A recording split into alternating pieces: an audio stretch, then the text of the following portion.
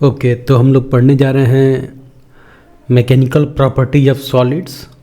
और उसमें सबसे पहले हम लोग डिफाइन करते हैं कि रिजिड बॉडी क्या है या परफेक्टली रिजिड बॉडी क्या है। तो उसका डिफिनीसन ये है कि जब भी कोई फोर्स लगाने पर किसी गिवन सॉलिड के दो पॉइंट्स के बीच का डिस्टेंस अगर न चेंज हो तो ऐसे सॉलिड्स को हम लोग बोलते हैं रिजिड बॉडी। जैसे कि ये एक रिजिड बॉडी है जिसके किसी भी दो पॉइंट्स के बीच में अगर हम लोग फोर्स लगाते हैं, अगर हम लोग कुछ फोर्स लगाएं ऐसे, ठीक है, हम लोग कुछ फोर्स लगाते हैं ऐसे, तो इसकी वजह से इन दोनों पॉइंट के बीच का जो डिस्टेंस है वो चेंज नहीं होता है।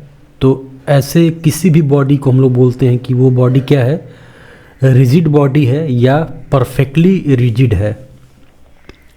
परफेक्टली रिजिड बोलेंगे ऐसे बॉडीज को।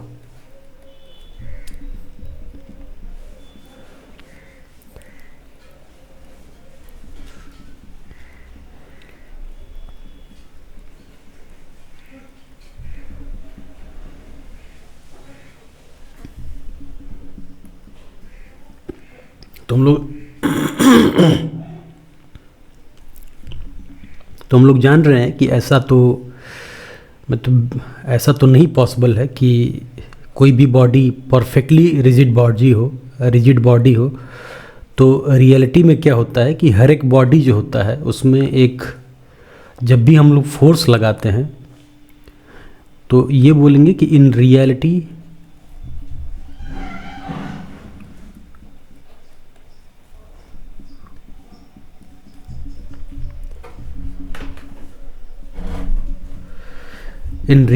there are no perfectly rigid body. There are no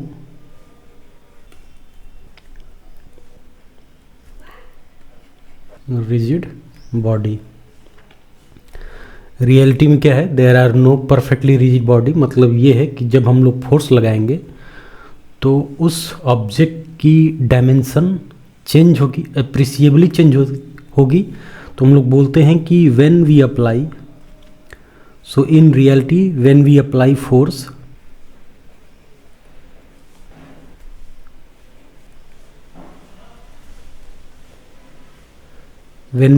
force, dimension changes.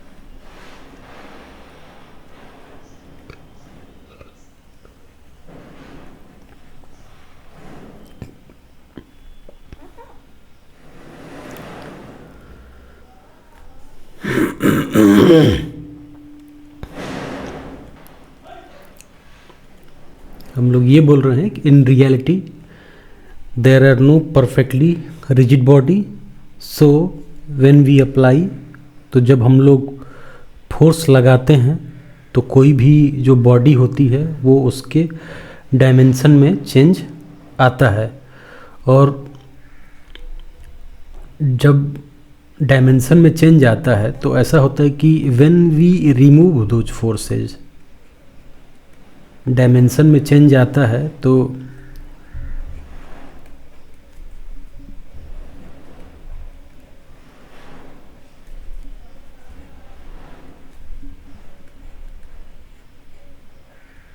when we remove the force,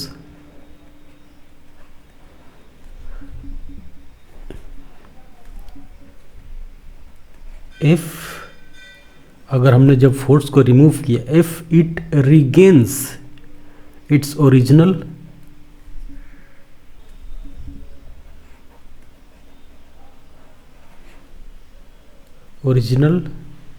shape,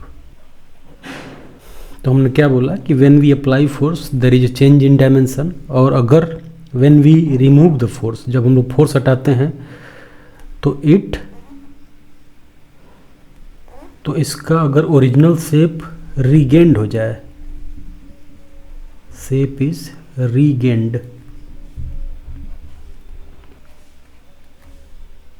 regained, तो इस प्रॉपर्टी को बोलते हैं, अगर ओरिजिनल शेप को ये पा जाए,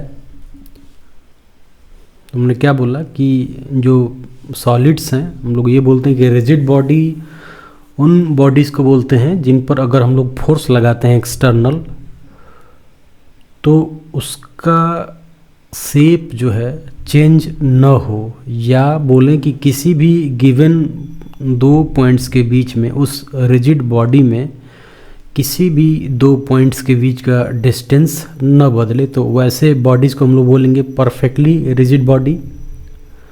रियलिटी में ऐसा नहीं होता है, there are no perfectly rigid body. तो इसलिए क्या होगा कि जब भी हम लोग किसी भी ऑब्जेक्ट पर फोर्स लगाएंगे तो उसमें कुछ अप्रिसिएबल चेंज इन डायमेंशन होगा। तो जब भी हम लोग कोई फोर्स लगाते हैं किसी भी ऑब्जेक्ट में, तो उसकी डायमेंशन कुछ न कुछ बदलेगी, चाहे लेंथ बदले, चाहे एरिया बदले, चाहे वॉल्यूम बदले, ठीक है ना, कुछ डायमेंशन बदलेगा। और जब हम लोग ये फोर्स रिमूव करते हैं, अगर हम लोग जब ये फोर्स रिमूव करें, अगर ये बॉडी ओरिजिनल शेप को पा जाए, तो this property is called elasticity.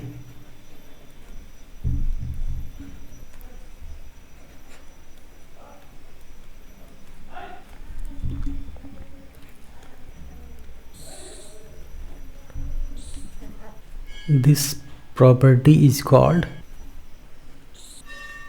elasticity। ठीक है, हम लोग क्या बोल रहे हैं कि जब हम फोर्स रिमूव करते हैं, तो अगर ये बॉडी, जिस भी बॉडी पर हमने फोर्स लगाया था, तो उसका डायमेंशन कुछ न कुछ चेंज होगा। और जब ये फोर्स हम लोग रिमूव करते हैं, हटाते हैं, तो अगर वो बॉडी अपने प्रीवियस शेप में आ जाए, तो इस प्रॉपर्टी को हम लोग बोलते हैं इलास्टिसिटी। इलास्टिसिटी फिर इसका डिफिनीसन क्या होगा इलास्टिसिटी का? इलास्टिसिटी का डिफिनीसन ये होगा कि upon removal of the force, if the rigid body gains its original shape, then that rigid body is called elastic, है ना। तो हम लोग बोलेंगे कि वो जो बॉडी है वो क्या है, इलास्टिक है। इस प्रॉपर्टी को बोलते हैं elasticity. This property is called elasticity and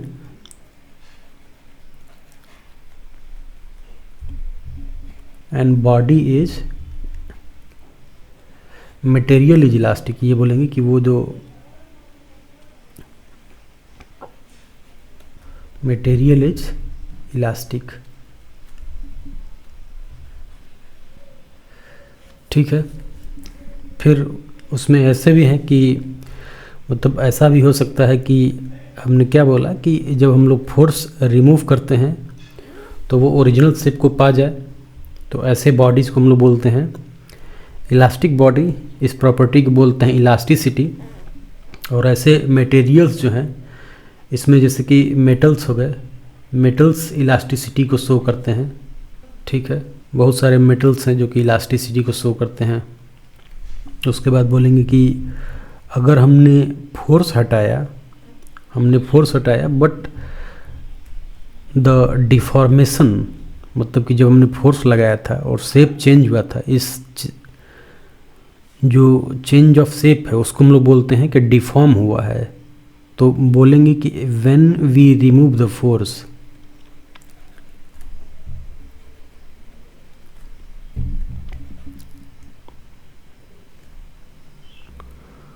दूसरा क्या बोल रहे हैं कि when we remove force but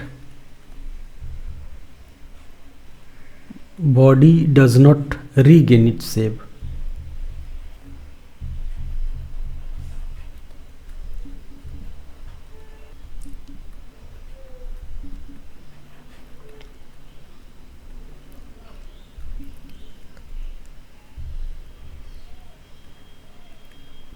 does not regain its shape, तो बोलेंगे कि सच मटेरियल्स, तो बोलेंगे फर्स्ट ये बोलेंगे कि दिस प्रॉपर्टी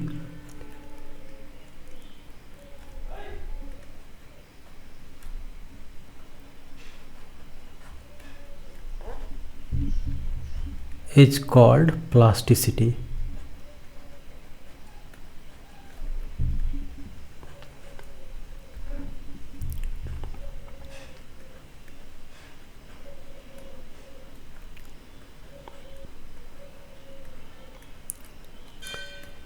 प्लास्टिसिटी एंड, और ऐसे मटेरियल्स को बोलेंगे,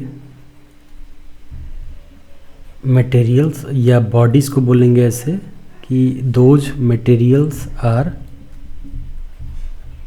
प्लास्टिक।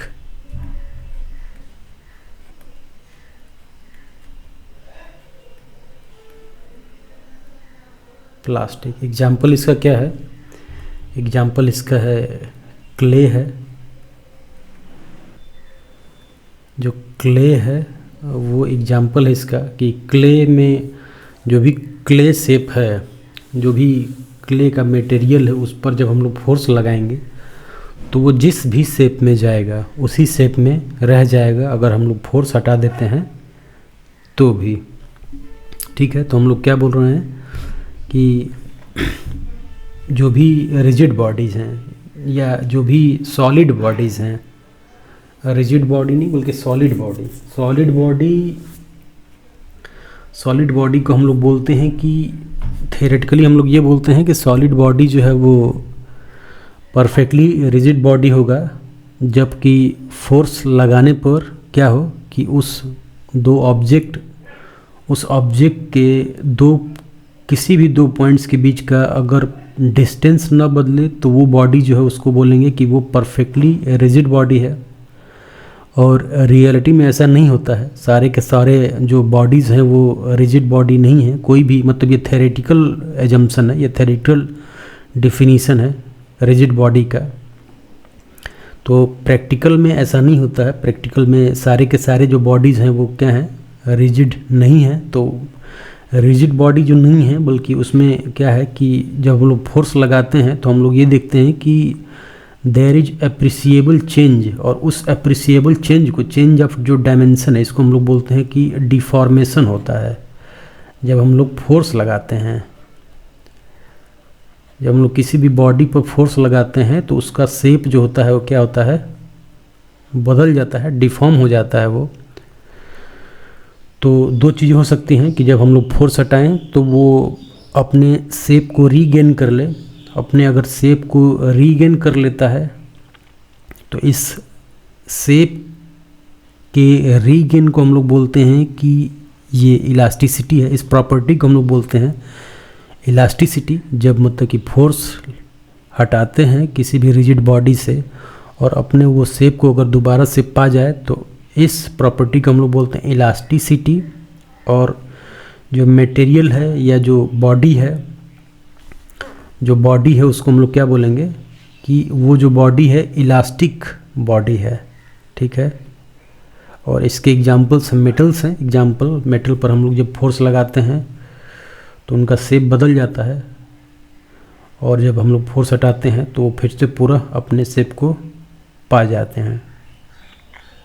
स्प्रिंग होगा, मतलब कि in a limited range of application of force, spring भी बोलेंगे कि हमारा इलास्टिक मटेरियल है, इलास्टिसिटी शो करता है।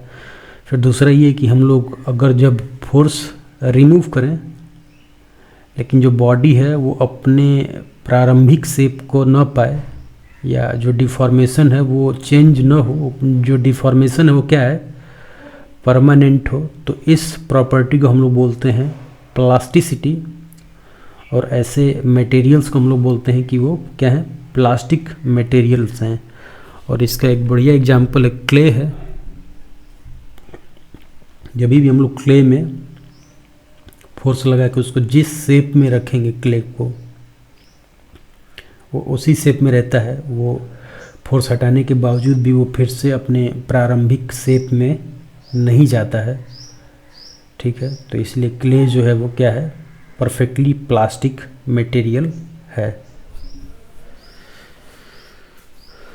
ठीक है। होपफुली ये बात क्लियर है। अब हम लोग ये सारा का सारा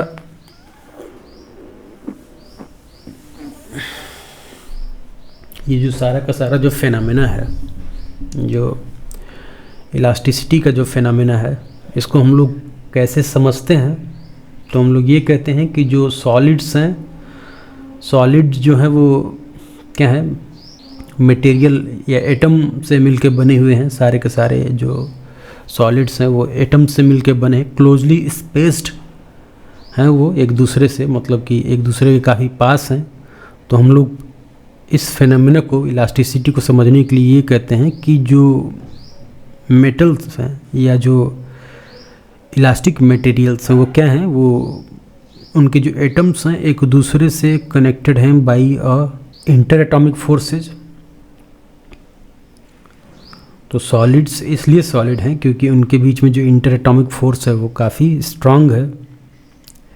तो हम लोग इसको रिप्रेजेंट करते हैं सॉलिड को by atoms, inter atomic forces को रिप्रेजेंट करते हैं बाई स्प्रिंग, कनेक्टेड स्प्रिंग।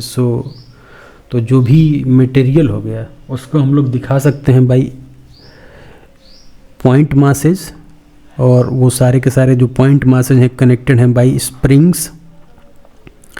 तो जब भी हम लोग फोर्स लगाते हैं तो क्या होता है कि डिफॉर्मेशन होगा, और डिफॉर्मेशन होता है तो स्प्रिंग जो होता है, स्क्वीज होता है, उसमें एनर्जी सारी स्टोर हो जाती है। और जैसे ही हम लोग फोर्स हटाते हैं वो फिर से अपने नेचुरल स्टेट को पा जाता है। या बोलेंगे कि जब हम लोगों ने फोर्स अप्लाई किया तो स्प्रिंग कंप्रेस हो गया, सारे के सारे, मतलब कि स्प्रिंग कंप्रेस हो जाते हैं, जो भी मटेरियल है उसके स्प्रिंग कंप्रेस हो गए। तो उसमें एक रिस्टोरेटिव फोर्स डेवलप हो जाता है। और जब हम लोग जैसे ही जो एक्सटर्नल फोर्स है उसको जब हम लोग रिमूव करते हैं तो वो क्या करता है, फिर से अपने ओरिजिनल स्टेट में आ जाता है। तो